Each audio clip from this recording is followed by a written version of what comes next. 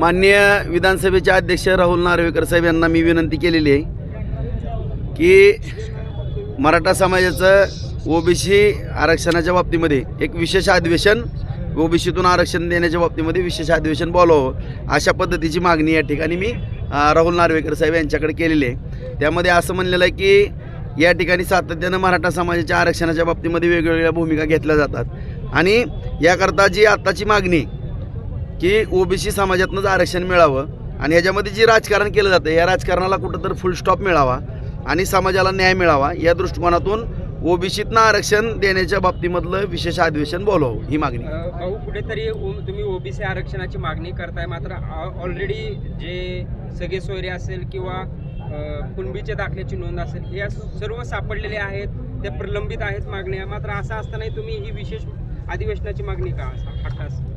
नाही, आता सातत्यानं आपण पण सर्वांनीच पाहिलेलं आहे की ह्याला आहे ते राजकारण जबाबदार आहे, माझं स्पष्ट मत आहे। या ठिकाणी मूळ मागणी जी आहे ती पहिल्यापासून ओबीसी समाजातनं आरक्षण द्यावं ही मागणी। ह्याच्यामध्ये आता शासन असेल किंवा आतापर्यंतचे आंदोलनकर्ते असतील वेळोवेळी चर्चा वगैरे होऊन सातत्याने आपल्या सगळ्यांनाच माहीत आहे। ह्याच्यातनं कुणबीच्या नोंदीचा कधी विषय आला, पूर्वी म्हणजे सुरुवातीपासूनच सांगतो राणे साहेबांनी आरक्षण दिलं, राणे समिती, त्याच्यानंतर फडणवीस मुख्यमंत्री होते आरक्षण दिलं, ती दोन्ही पण टिकली नाहीत। त्याच्यानंतर परत आंदोलन सुरू झालं, समाज एकवटला, त्यामध्ये कुणबीच्या नोंदी मोठ्या प्रमाणामध्ये सापडायला लागल्या, त्याच्यावरती त्या शिंदे समिती नेमली, परत हैदराबाद गॅजेटचा विषय आला, परत SC-BCचं आरक्षण 10% या ठिकाणी समाजाला त्या ठिकाणी दिलं, त्याच्यानंतर परत सगळे सोयरेचा विषय त्या ठिकाणी आला, आता विषय या ठिकाणी ओबीसीचा येऊ लागलेला आहे आणि याच्या सातत्यानं समाजाच्या बाबतीमध्ये वेगवेगळे मुद्दे येतात। आता हा कुठंतरी विषय थांबला पाहिजे, माझी प्रमाणिक भावना आहे। सत्ताधारी आणि विरोधी पक्षांना देखील आवाहन केलं होतं की अधिवेशनाची तुम्ही मागणी करा। माझं विषय तर पूर्ण होतं जे सगळं सातत्यानं जे आता सुरुवातीला मी सांगितलं की राणे समितीचा देवेंद्र फडणवीस मुख्यमंत्री होते तो आरक्षणाचा मुद्दा, हे आपल्या समोरची सगळ्या घटना आहेत। त्यानंतर गोदा पट्ट्यातलं आरक्षण असेल, हैदराबाद गॅजेटचा विषय होता, नंतर कुणबीच्या नोंदीचा विषय आला, कुणबीच्या नोंदीनंतर परत आंदोलनं झाली, नोंदी हुडका म्हणून सगळा विषय आला, त्यानंतर विशेष अधिवेशन बोलवलं, त्यामध्ये 10% SC-BCचं आरक्षण त्या ठिकाणी दिलं गेलं, बरोबर ते सगळे सोयरेचा विषय आला, त्याची अधिसूचना निघाली, त्याच्यावरती हरकती आल्या, त्याच्यावरती कायदा काय आणखीन झालेला नाही, त्या हरकतीवरतीच सगळं चालू आहे। त्याच्यानंतर आता परत उपोषण आणखीन सातत्यानं पुढे येऊ लागले, ओबीसीतनं आरक्षण, मग एकदाच समाजाला सातत्यानं कोणी खेळवू नये, माझी प्रामाणिक भावना, कुणीच खेळवू नये। कोण खेळवते असं वाटतं? नाही, ही राजकारते जे आहेत ना, कधी म्हणतात की असंच आरक्षण पाहिजे तसंच आरक्षण पाहिजे, हे चुकीचं आहे, तेच बरोबर आहे। मुळात मागणी काय समाजाची, ओबीसीतनं आम्हाला 50% आत आरक्षण दे, हीच मागणी आहे ना।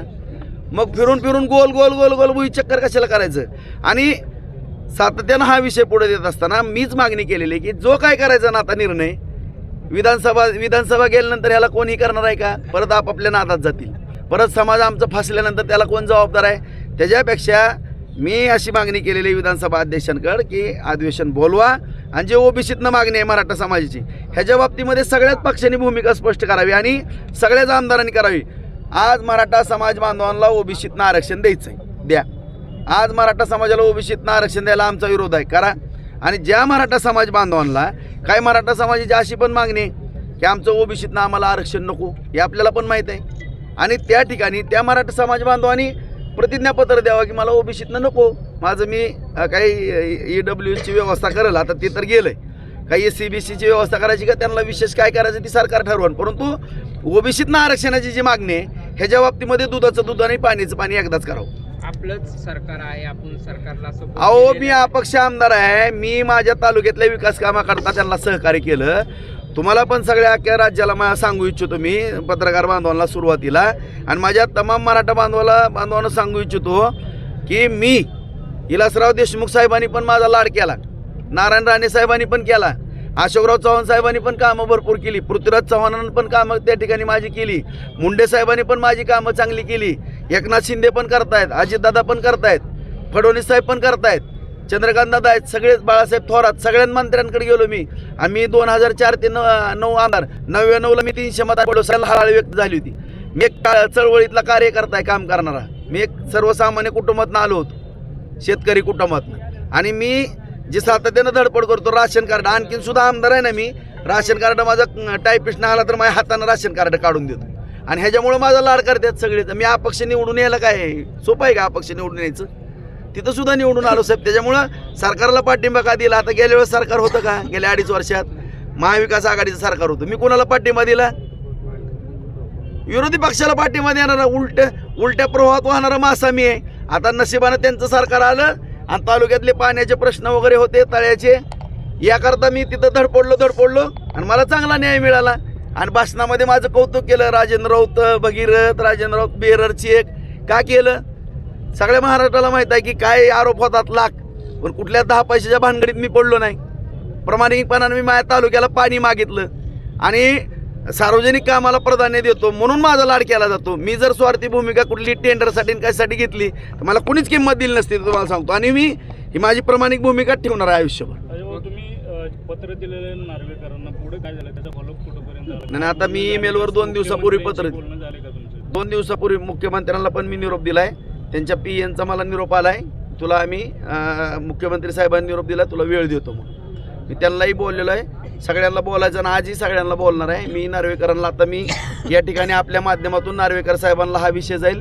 त्यांना ईमेलवर पण पत्र दिलं होतं. काल बाय हँड तिथं पत्र दिलेलं आहे, मग ते नव्हते पोच तिथली घेतलेले, सगळ्या पक्षाच्या ऑफिसला पोच दिलेले आहेत. आता सगळ्यांना बोलणार मी. तुम्ही मराठा बांधवांना, आमदारांना आव्हान केलं होतं की तुम्ही याच्यासाठी सपोर्ट करा. काय तुमची भूमिका जाहीर करा असं तुमचं मत होतं. आमदारांशी संपर्क झाला का? तुम्ही स्वतःहून तुम्हाला फोन केला का राजाभाऊ आमचा पाठिंबा आहे, किंवा तुमचा विषय मार्गी लावण्यासाठी तुम्ही घेताची भूमिका योग्य आहे, असं काय झालं का? नाही, मी आता सगळ्या पक्षाला तर पत्र पाठवलेत, विधानसभा अध्यक्षाला पण पाठवलेत आणि व्यक्तिशः आता मी 6च्या पुढं संध्याकाळी बसून सगळ्या आमदारांना पण मी माझं व्यक्तिगत पत्र पाठवून विनंती करणार आहे की तुम्ही पण या ठिकाणी अध्यक्षांना पत्र द्या. आणि माझी आपल्या माध्यमातून माझ्या सगळ्या मराठा समाज बांधवातल्या माझ्या गरजूवन सगळ्या मराठा समाज बांधवाला विनंती आहे, तुम्हीही प्रत्येक आमदार तो मराठ्याचा आहे असंच नाही, कुठल्याही समाजाचा असू द्या, त्या आमदाराला पण मतदान आपण मराठा समाज करतोय, त्या आमदाराकडनं पण पत्र घ्या आणि एकदा विशेष अधिवेशन होऊ द्या. मी काय दुसरी मागणी केली का? फक्त विशेष अधिवेशन घ्या. जो कोणी बोटवर करायचंय ती मंदिर आहे. शेवटी कायदे कुठं बांधतात? संसदेत, विधानसभेत. ते विधानसभेच्या मंदिरातच सांगा ना, होय नाही, संपला विषय. मागणी मान्य होईपर्यंत कधीपर्यंत आंदोलन सुरू राहील? आता माझं बेमुदत आंदोलन तर चालू आहे. ह्याच्यावरती आता कोण काय करतंय आणि पुढचं आंदोलन कसं करायचं ते सगळ्यांच्या विचारानं ठरवून मी. जरांगे पाटलांचं पण आंदोलन सुरू होतंय 17 तारखेला. आनंदाची गोष्ट आहे, त्यांनी पण लावून धरा. तुम्ही पण अधिवेशनाची मागणी करा. त्यांनी पण अधिवेशनाच्या बाबतीतच मागणी करायला पाहिजे. त्या अधिवेशनाची मागणी हो का, या ठिकाणी हा निर्णय कुठं होणार आहे? आता SC-BCचं आरक्षण 10% दिलं, कुठं निर्णय झाला? त्याच्यामध्ये पण मी माझी भूमिका आमदार म्हणून मांडली, आरक्षण द्या म्हणून. आता जो OBCतनं आरक्षण द्या हा मुद्दा कुठं सुटणार आहे मला सगळेजण सांगा. सगळ्या महाराष्ट्रातल्या माझ्या मराठा समाज बांधवांना विनंती आहे, या ठिकाणी हा प्रश्न कुठं सोडला जाणार आहे? त्या न्याय मंदिरामध्येच, संसदेमध्ये किंवा विधानसभेमध्ये. मग विधानसभेमध्येच ही मांडणी करावं लागणार आहे. OBCतनं विषय लावा, अध्यक्षांनी फक्त काय करावं? विषय लावा. मग कोण विरोधात करतंय कोण काय करतंय? दुधाचं दूध आणि पाण्याचं पाणी होणारच आहे ना, जयद्रथ आणि सूर्य. मग मराठा समाजाने ठरवावं की बाबा नेमकं आपल्या बाजूला कोणी मतदान केलं आणि कोणी विरोधात केलं, त्यावेळेस जी काय व्हायचं ती होईल. तुम्ही आता मला म्हणाल होतं की जर असं होत नाही, अधिवेशनामध्ये मांडलं जात नाही किंवा घेतलंच नाही गेलं तर मराठा बांधवाला तुम्ही आव्हान केलं होतं की 5 कोटी मराठ्यांनी मतदानावर बहिष्कार घाला वगैरे. काय एक तर मराठ्याची एवढी ताकद आहे की त्यांना घ्यावंच लागणार आहे. आणि जर आपली मागणी कोणी मान्य करत नसेल तर त्यांनी तर मागणी करणारच आहे, आम्हाला मतदान करा. मग ती मागणी तर समाजाने कशाला पूर्ण करायची? नाही करत म्हणायचं, बस घरी. एक मिनिट. तुम्ही